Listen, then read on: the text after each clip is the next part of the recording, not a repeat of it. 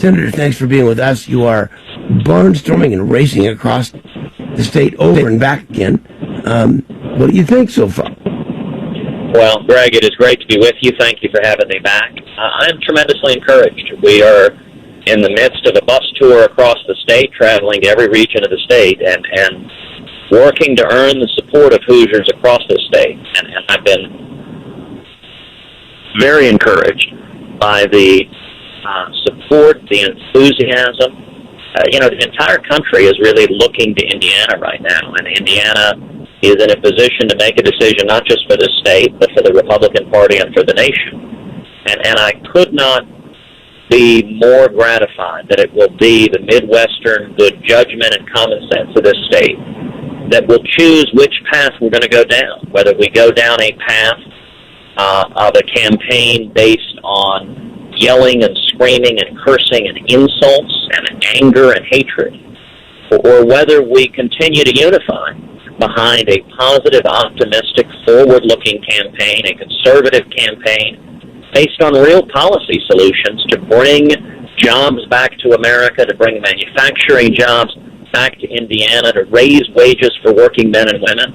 And I hope and believe that Hoosiers are going to make the right choice, not just for Indiana, but for the entire country. Senator Ted Cruz, presidential candidate, our guest, Patriot Mobile Hotline. Forgive my frogs, Senator, but it is springtime in the Midwest, so we get a few frogs along the way. I spoke at a Lincoln Day dinner, and we were close to having you there. I know that 29 hours in the day and 9 days in the week, so you couldn't make them all. But I think in the sense that I had in speaking down in Morgan County was that in addition to just some of the anger that Mr. Trump fires up, a lot of people, maybe all of them, are so concerned and afraid for the foundation of this country. Yes. You see what's happened to it. You see the LGBTs are 2% of the population, and they've got the biggest megaphone in history. I don't want to go into those weeds, but I'm just saying that it seems as though it's hard to be able to get ourselves focused on issues of such huge importance. Talk to me a little bit about foreign policy. You and I talked to Israel the other day, but foreign policy, bigger than that. This president has really kind of made a mess of that. Well, let me take each of those pieces. Let's start with the first one you raised, which is we live in an era where political correctness is out of control, where Hillary Clinton and Barack Obama embrace political correctness at every turn. And, it was striking just over a week ago to see Donald Trump go on the Today Show and come out and agree with Hillary and Obama that grown men should be allowed to use the little girl's restroom. Yeah. And look, Greg, from my perspective, I don't view this as a matter of Republican or Democrat or left or right. I think this is basic common sense, that grown adult men, strangers, should not be alone in a bathroom with a little girl. You and I both spent a lot of years in law enforcement, and we know there are some very bad people in the world. And for Donald to embrace Hillary and Obama's political correctness, I think really is revealing. I believe we need a campaign and a candidate who is willing to speak the truth, to say, no, that doesn't make any sense. And our daughters have rights as well. Our wives have rights as well. Our mothers have rights as well. And grown men should not be able to go in the restroom with them against their wishes. I think, Senator, that one of the things that you're saying there that's so critical is you got to be enough of a regular guy to have a kid that has to go to a public restroom. Yep. If your life is so far removed from anything quasi-public, you're not going to get that. Sure. What we're seeing going on here is, well, that's just for somebody else. It's not for us. And I go back to the Tyson announcement. I put that man in jail. Well, I didn't, but the jury did. In jail for 6 years. He did 3 of it for raping a 17-year-old. And I don't consider him a tough guy. I consider him a coward who attacks young kids. You are exactly right, Greg, and that contrast, if you look at last week, last week and this week I've been proud to stand alongside Indiana's Governor Mike Pence. In fact, I'm headed to a campaign event right now that Governor Pence is barnstorming the state with me and campaigning, urging Hoosiers to unite behind our campaign. I've been proud to stand and campaign with Carly Fiorina, my vice presidential nominee. And at the same time, Donald Trump is proudly trumpeting his support from Mike Tyson, that Mike Tyson has endorsed Donald Trump, and as you rightly noted, Donald called Mike Tyson a, quote, tough guy, and I very much agree with you. I do not think that convicted rapists, Mike Tyson served 3 years in prison in the state of Indiana for raping a 17-year-old.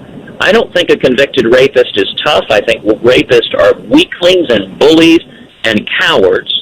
And indeed, the consistent pattern among bullies that we've seen at every age is that bullies are not strong, they are weak and insecure.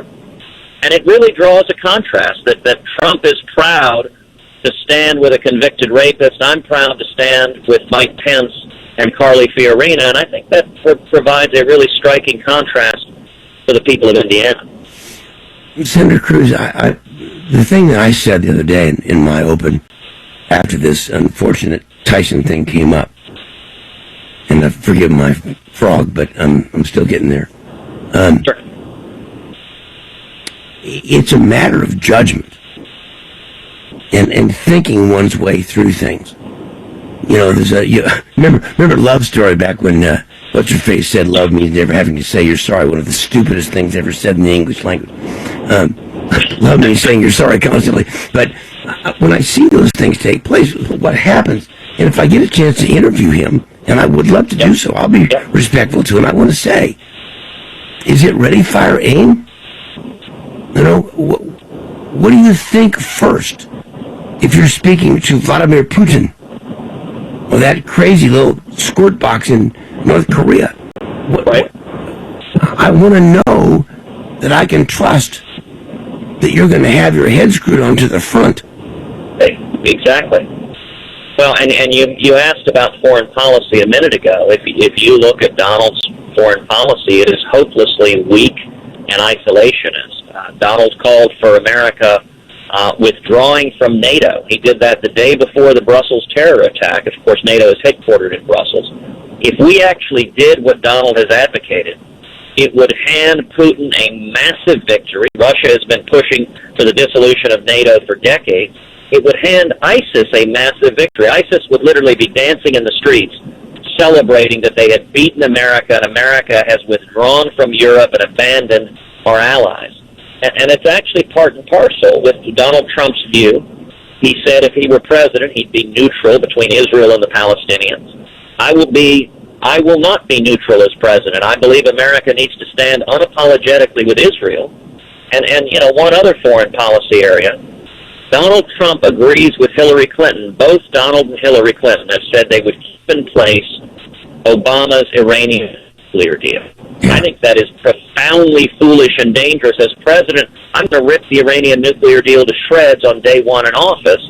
And so we face a basic choice. Do we support a campaign? Donald and Hillary are both big government, rich New York liberals. And if the Republican Party gives the American people a choice in November of two big government, rich New York liberals, both of whom support Planned Parenthood, Donald Trump and Hillary Clinton both support Planned Parenthood, both of whom have supported banning guns across America, Donald Trump and Hillary Clinton have both supported Bill Clinton's gun ban, both of whom are weak on Israel and are neutral between Israel and the Palestinians, both of whom would keep the Iranian nuclear deal in place. I think the Republican Party will have failed dramatically. We need, instead, as Reagan put it, to paint in bold colors, not pale pastels, with a positive, optimistic, conservative vision. That's what our campaign is all about.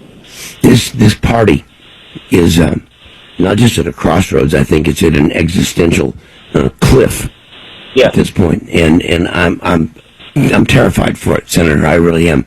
I don't mean that in some kind of hyperbolic way. It scares me that we could end up with a party that would be gone, that would be nothing more than just another piece of the old puzzle. And I'm so hopeful that whoever the candidate may be, they recognize that that grand American experiment hangs in the balance right now, Senator. Well, that's exactly right, and it really is the case that the entire country is depending on Indiana. I mean, we are at the edge of this cliff. You know, it was interesting. I did a number of the Sunday shows yesterday, and to see the reporters pushing me relentlessly to support Donald Trump. There is a reason that the mainstream media desperately wants me and wants conservatives to abandon our principles and support Trump. Because it means, well, the mainstream media, they are all partisan left-wing Democrats. And if Trump is our nominee, from their perspective, from the media's perspective, it is a win-win. Either, and in all likelihood what it does is elect Hillary Clinton, because Hillary beats Donald Trump by double digits. But even if it doesn't, if by some miracle Trump becomes president, Trump is a big government liberal. It means the left has won. It means they've destroyed the Republican Party. You know, Donald Trump on economic matters is campaigning on a massive 40% tax increase, a massive tariff that every consumer would pay whenever you buy any good or service. I don't think the people of Indiana need a 40% tax increase. I think people are struggling and can't see their taxes go up by 40%. As president, I intend to cut your taxes, to pass a simple flat tax and abolish the IRS. And so the choice that Indiana faces is really a choice for our entire country. And let me mention one other thing, Greg. You know, the president has a unique role impacting our culture. And I would ask every parent listening, do you want to spend the next 5 years listening to either a presidential candidate or a president who yells and screams and curses and proudly stands with convicted rapists and refuses to disavow the Ku Klux Klan and that appeals to our basest interest? Or do you want a president who seeks to unify us, to bring us together and appeal to our better angels? You know, a test to ask yourself, how would you feel if your child came home from school and repeated the words said by the President of the United States? We've had presidents like FDR, like JFK, like Ronald Reagan, who have inspired us.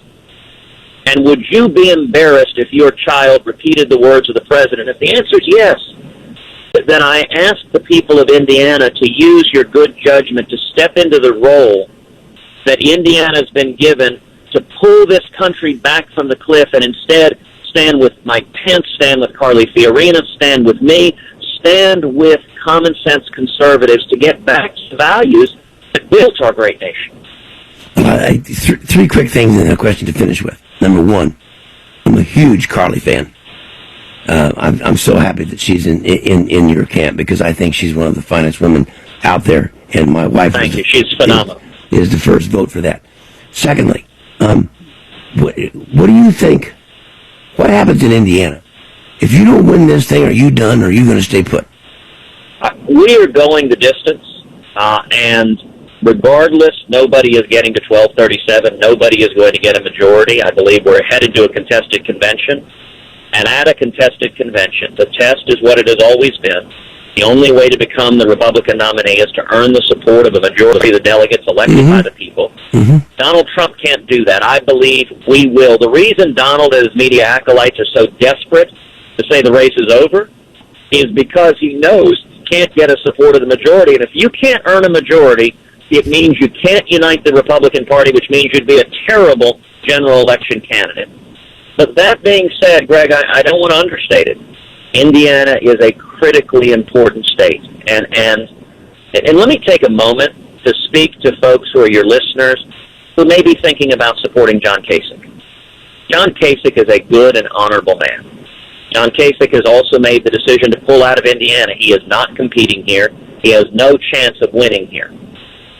Right now, today, in the state of Indiana, a vote for John Kasich is a vote for Donald Trump. If you pull the lever for Kasich, Donald Trump will cheer and celebrate. Mitt Romney put it that way just a few weeks ago. A vote for John Kasich is a vote for Donald Trump.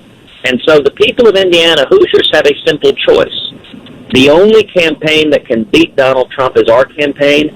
And so I ask you, if you do not want to see Donald Trump as our nominee, if you don't want to see Hillary Clinton as our president, if you want to see a positive, optimistic campaign with real solutions to bringing jobs back to America, to raising wages, to bringing manufacturing jobs, to Indiana and to protecting our constitutional rights and defeating radical Islamic terrorism. I ask you to stand with me, to stand with Mike Pence, to stand with Carly Fiorina, to stand with millions of Americans who believe in our great nation and believe that it still matters, that we are a good people, that we are a people that are gracious and not boastful and angry and self-centered, but instead that are better virtues, that we are a shining city on a hill. Indiana is the heartland. I believe in Indiana, and I believe in America, and I ask you to stand with us tomorrow and bring your friends, bring your family, bring your loved ones, bring everyone you can to vote tomorrow, because the entire country is depending on this great state. Senator, God bless, my friend. Thank you so much for spending time with us. I know you're covered up. Just a few minutes of visit is a big thing to us all. God bless, my friend. Well, Greg, thank you for your leadership, and we're barnstorming the state. If you want to come see us, you can find out more on our website. It's cruzcarly.com, cruzcarly.com. Thank you, and God bless you.